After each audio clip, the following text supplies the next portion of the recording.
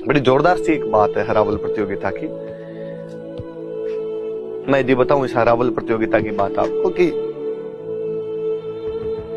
अमर सिंह प्रथम का टाइम था, मेवाड़ महाराणा हुआ करते थे, पर उन अमर सिंह फर्स्ट के टाइम में जहांगीर ने इस किले पर कब्जा कर रखा था। किले पर कब्जा किसका था? जहांगीर का। जहांगीर ने इस किले पर कब्जा कर रखा था। जहांगीर जब इस किले पर कब्जा किया हुआ था तो अमर सिंह ने कहा यार किला छुड़वाना है अपने को वापस। ऊंटाला का किला। कौन से किले की बात कर रहे हैं? ऊंटाला किला। यार किला तो वापस छुड़वाया जाना चाहिए।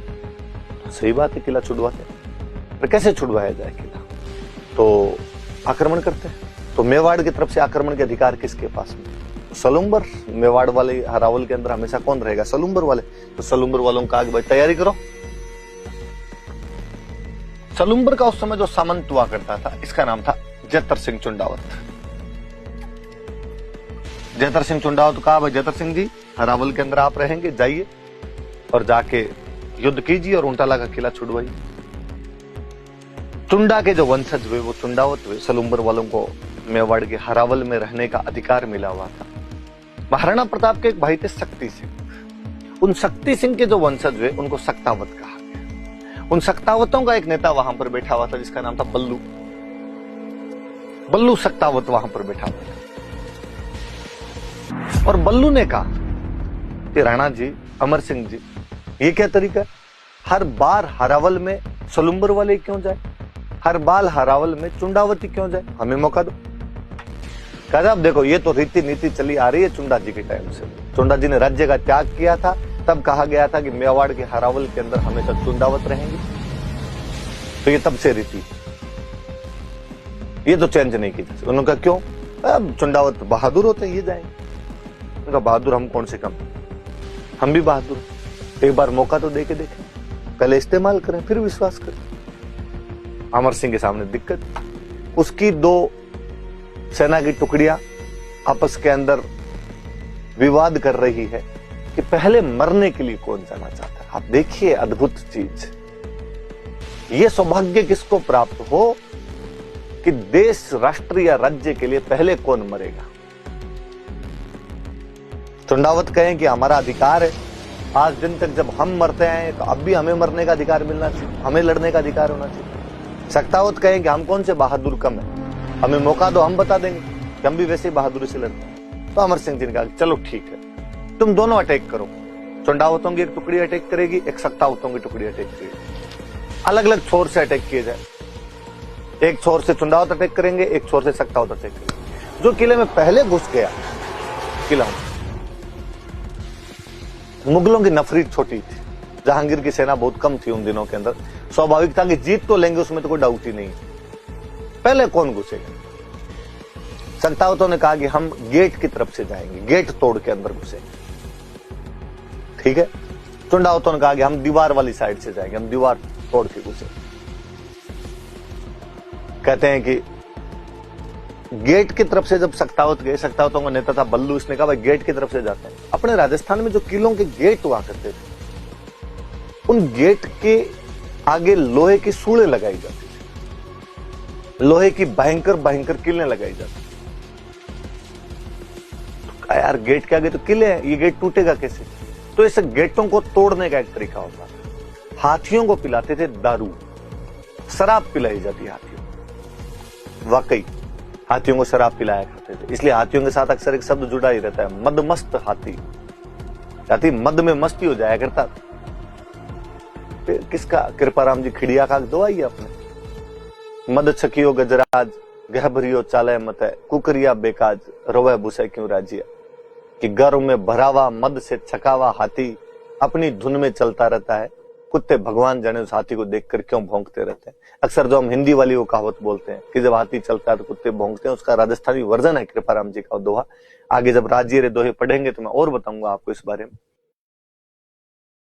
तो हाथियों को दारू पिला के और गेट के टक्कर मरवाते। हाथी पिया हुआ होता तो उन सूलों के जा के, किलों के जा के टक्कर मार दिया करता। टक्कर मार देता तो गेट टूट जाया करता, गेट टूट जाता तो अंदर घुस जाया करता। यहां लफड़ा हुआ, हाथी को शराब पिला के भगा के लाए, दूर से टक्कर मरवाई उसके, और सूले किले इतनी तिखी थी ऊंटाला वाले किले की कि हाथी की दारू उतर गई एक में।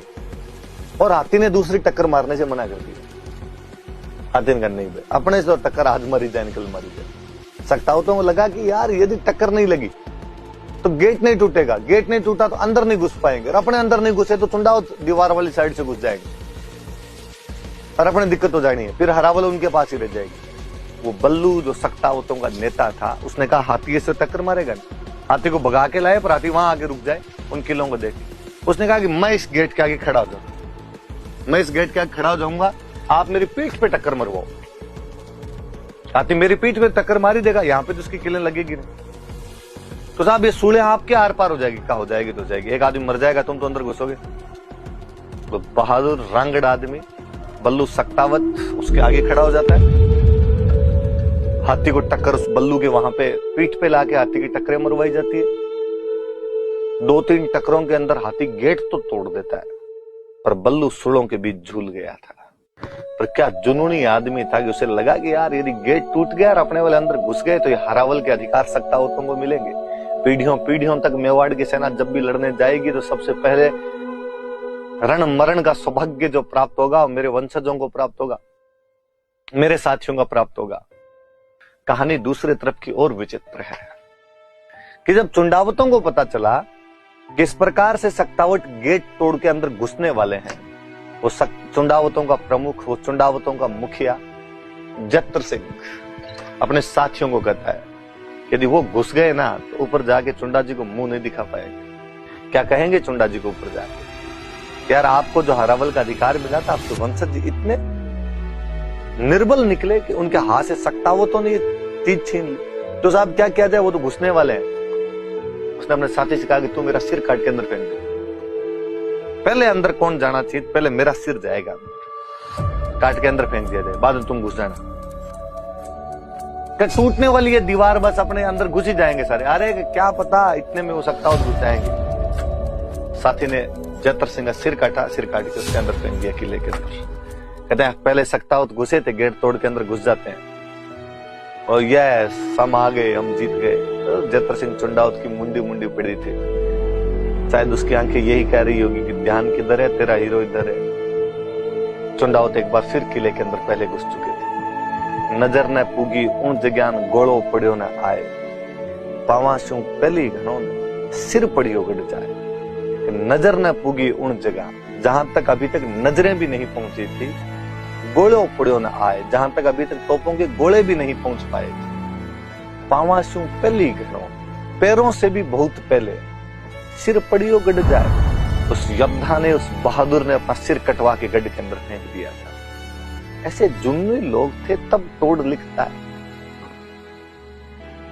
जब राजस्थान से ज्यादा बहादुर लोग नहीं देखे। किन बातों के लिए, किन चीजों के लिए मरना कितना सरल कर दिया था उन लोगों ने। तब कहते हैं कि जब राजस्थान वो जगह है जिस धरती के लोगों ने रक्त को पानी से भी सस्ता करके रख दिया था। यहाँ पे खून की तो कोई कीमत ही नहीं थी। हर आदमी किसी बात के लिए कभी मरने के लिए, लड़ने के लिए तैयार हो जाया करता था। आपसे कोई पूछेगा कि वह किला कौन सा है जहां पर हरावल को लेकर लोग लड़ पड़े थे, वो ऊंटाला का किला है।